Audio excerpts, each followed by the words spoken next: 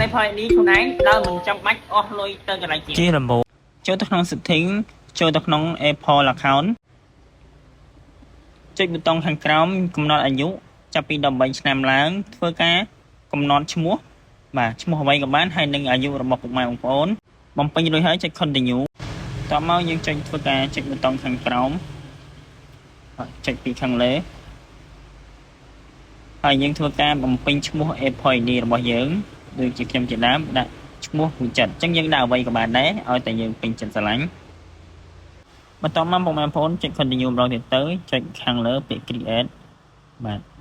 តើបងប្អូនធ្វើការបំពេញ password បាទចាប់ពី8ខ្ទង់ឡើងមានអក្សរធំនិងលេខចាប់ពី8ខ្ទង់បងប្អូន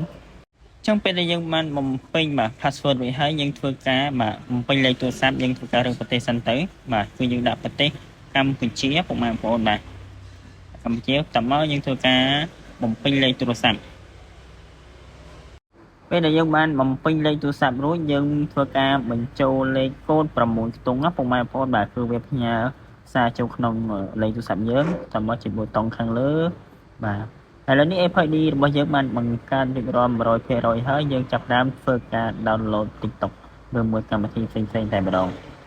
ចឹងយើងចាប់ផ្ដើមធ្វើការ download TikTok មួយសាកមើលគឺ download បាន 100% ចឹងសម្រាប់បងប្អូនដែលមើលហើយអត់ទាន់យល់បាទឬមួយធ្វើអត់បានអាច comment សួរខាងក្រោមបានណាពុកម៉ែបងប្អូនបាទសូមអរគុណ